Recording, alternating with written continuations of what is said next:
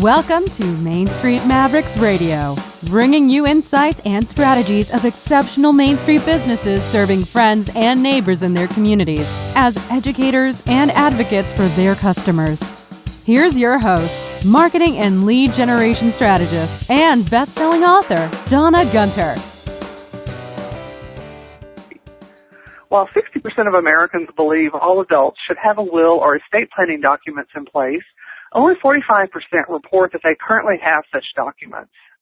A lack of end-of-life planning, which goes beyond drawing up the basic legal documents, can have legal, financial, and emotional consequences for your family. Our speaker today has more than 10 years of experience helping people prepare for the inevitable.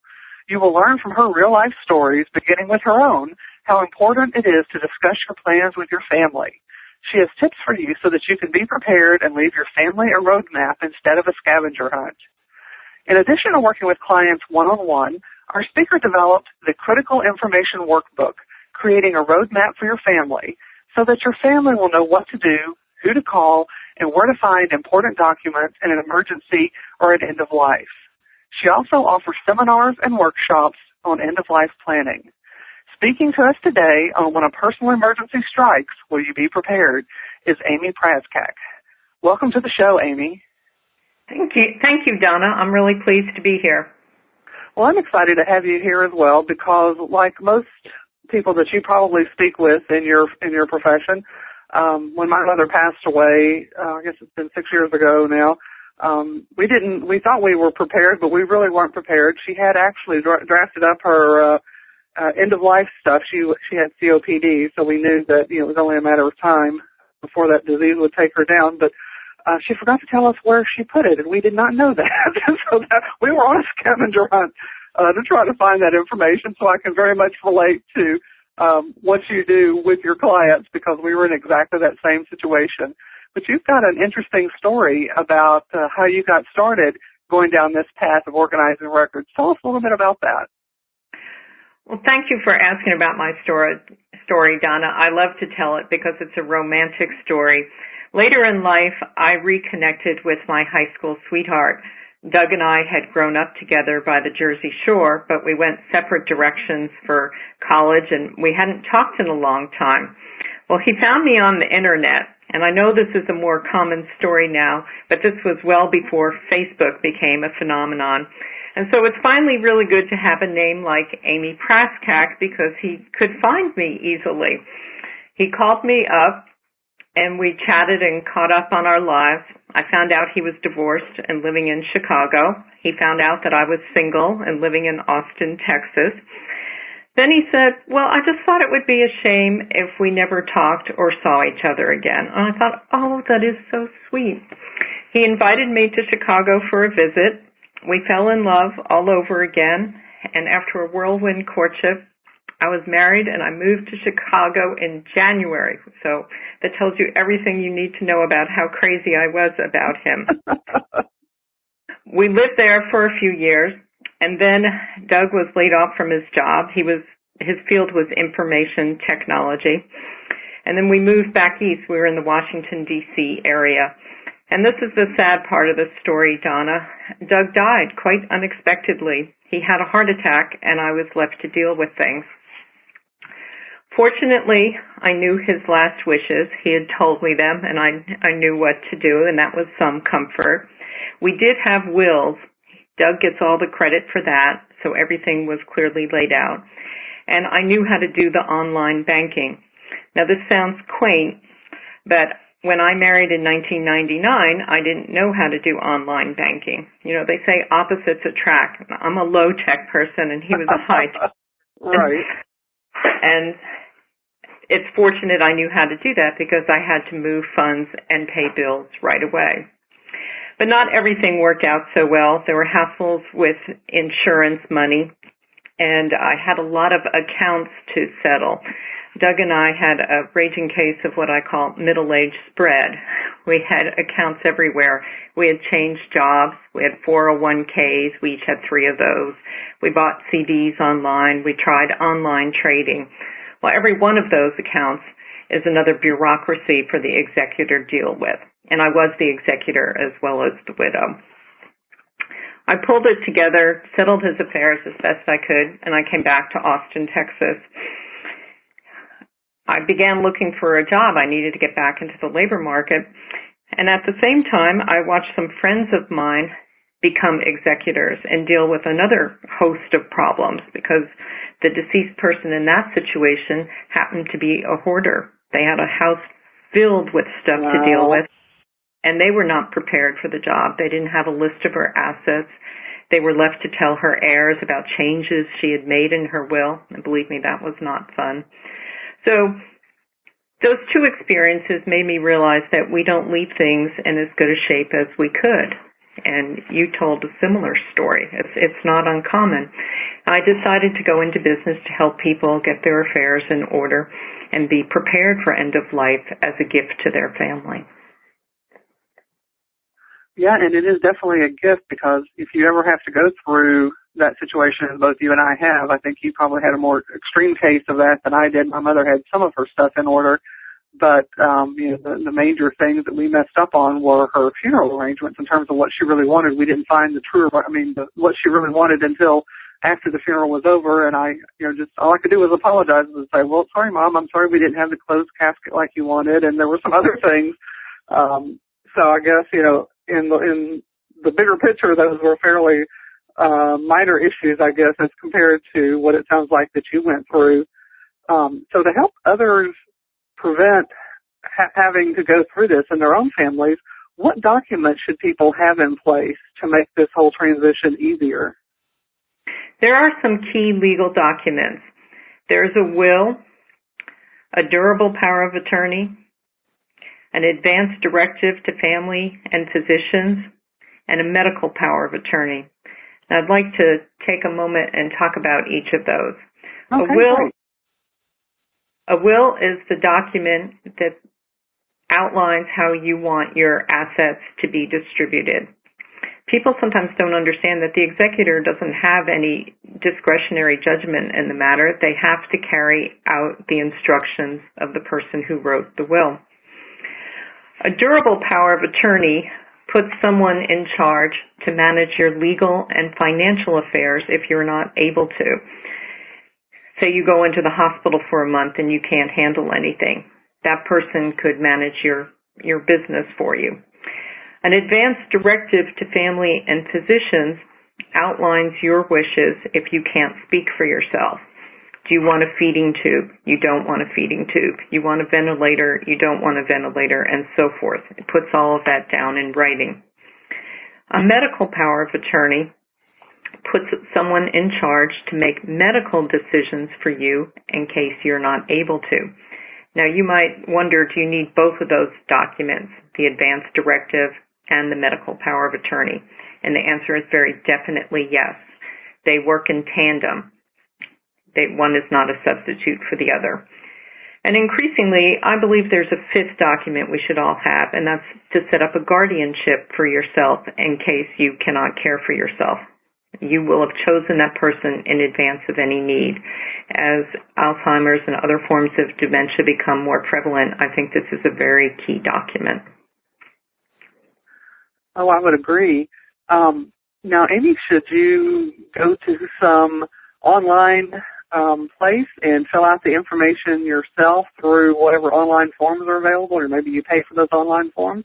Or is it better to contact somebody like an estate attorney to do things like that for you? It's clearly much better, Donna, to contact an estate attorney to complete these documents. And any competent estate attorney will do the set of documents, not just the will. You really need to do the set of documents now. Okay. I understand that people are wary of dealing with people who charge hundreds of dollars per hour. So what those online documents are good for is to educate yourself about what kind of decisions you need to make and what things you need to include. And that can help you save time when you're dealing with people who charge by the hour.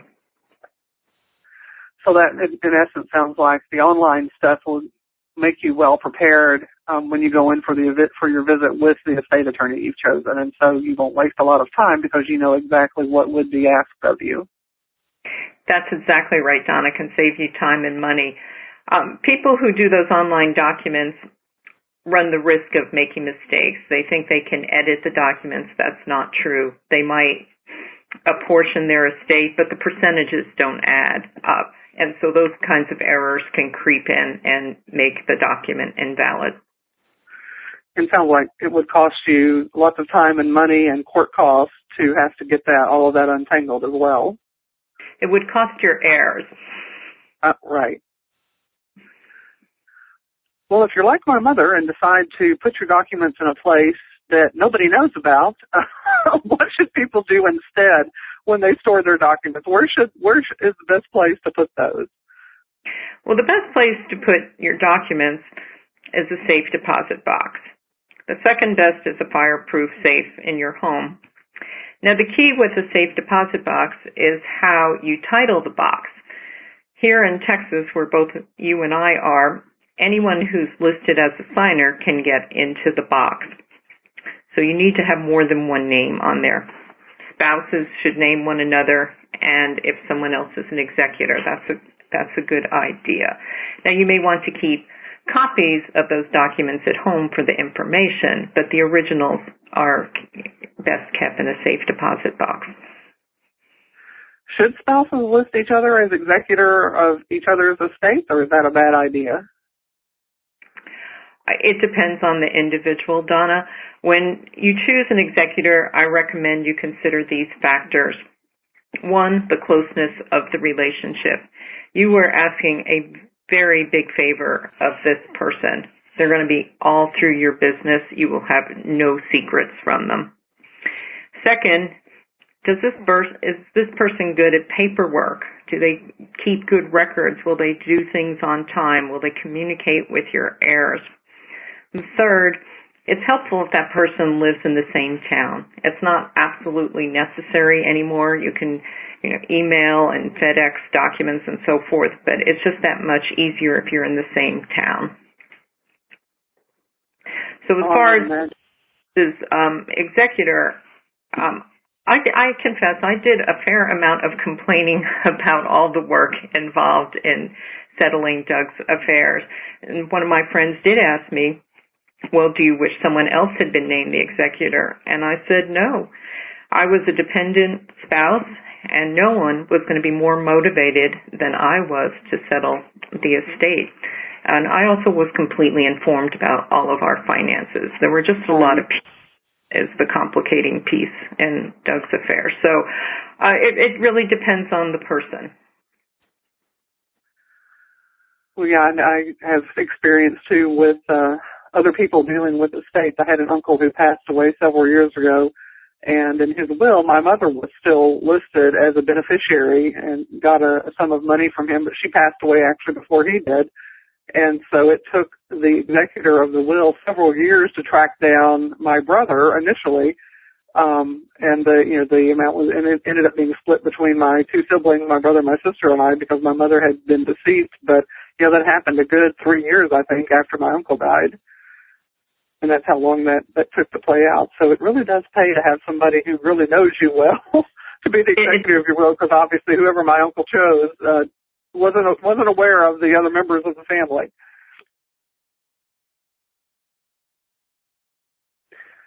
When you think about end-of-life decisions, what's the most frequently neglected area in regard to being prepared for the end of life? Donna, people most frequently neglect to express their last wishes. In plain terms, what to do with the body. Do they prefer burial or cremation? I sat down with a couple to see if they wanted to work with me to do a custom notebook. I asked them questions about their finances and about their property and so forth. Then I asked, what are your last wishes? The wife got off the couch, went into the other room, came back with the Book of Common Prayer. She said, I want these passages read. I like these hymns. Our church is here. The funeral home is there. And I want to be cremated. I thought, oh, this is very good. I don't usually get that right out of the gate. However, her husband is sitting next to her on the couch. He's not saying a thing. Finally, he speaks up.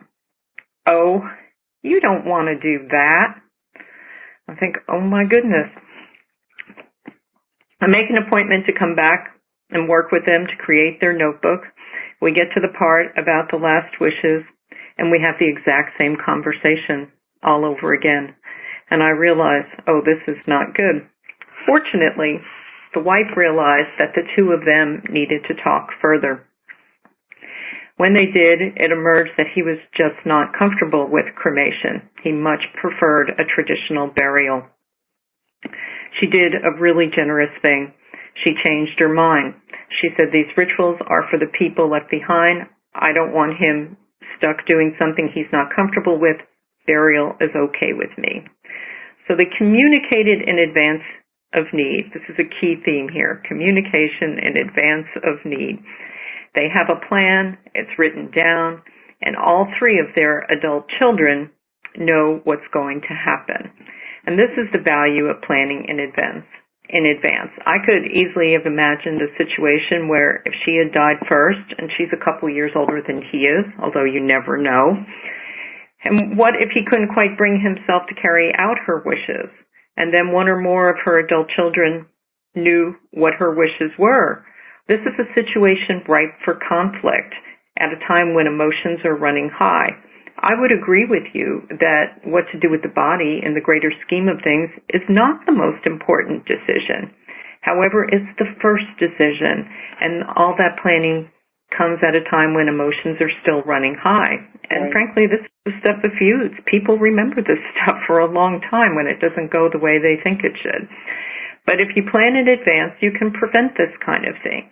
And communication is key to all of this. I can't say that enough times. If you do as your mother did and organize and plan, but she didn't share with you where she put those important papers and plans. And it's a shame and it's sad, but that's the kind of thing that happens when people don't plan and communicate with their families.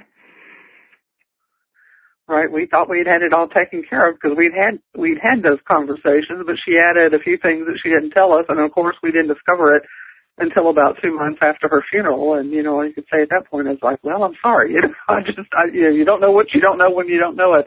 But it was, it's a great lesson for my husband and myself to be sure to start talking about those things, start recording those things, so neither of us are kind of left in the lurch like that, like we were with my mother, and to be sure that each of us knows where these documents are kept so that this whole time of grief, is not made more difficult by not knowing what to do.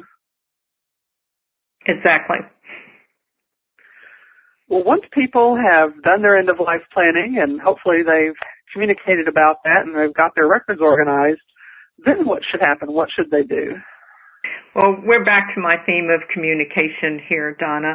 I'm actually appalled by the number of people who choose an executor without ever talking to them. Just recently, a friend of mine, while she was still sad about her nephew's passing, found out that he had named her executor of his will.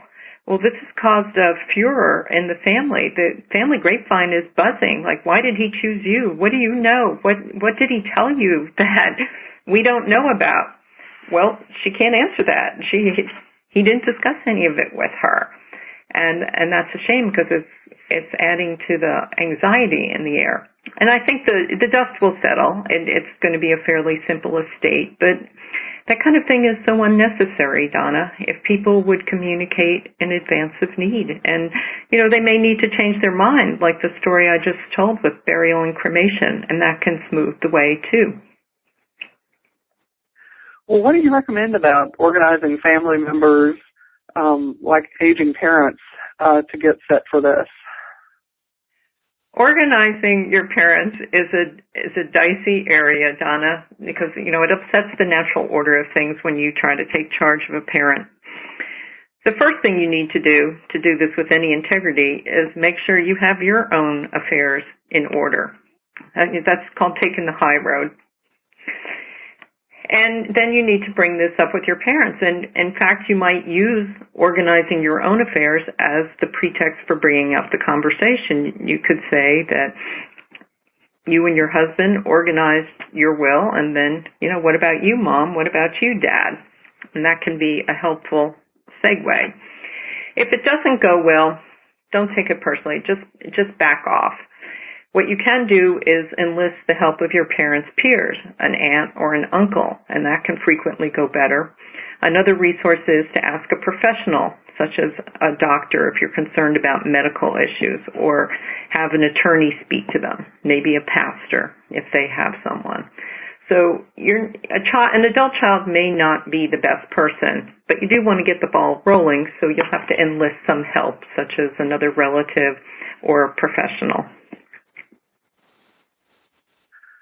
How can we figure out if we're missing documents or pieces of our plan? How do we know that it's all together? I mean, that we have everything that we need?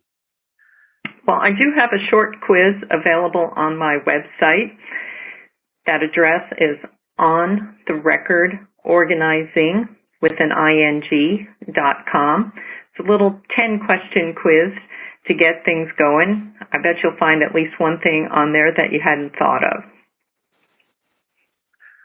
Well, that's great information, Amy, that you've got the quiz so we can check out whatever plans we have in place against your quiz and figure out if we're missing some pieces of that. Is there anything else you'd like to add for our listeners about being sure that you've got these end-of-life plans in place? Well, the quiz is just to get your wheels turning. I also offer the Critical Information Workbook, creating a roadmap for your family, and that's a much more detailed piece. You can use this for your own use, and I know a number of people have given their family members gifts as a little hint to get them organized. And that's available on my website or on Amazon. Okay, awesome. Well, thanks to everybody who's joined us today for this really enlightening episode about planning for the end of life. Unfortunately, that is something that we will all face, like it or not. The other thing is taxes, and we may have an episode on that in the future. You've been listening to Main Street Mavericks Radio with Donna Gunter. To learn more about the resources mentioned on today's show or listen to past episodes, visit mainstreetmavericks.com.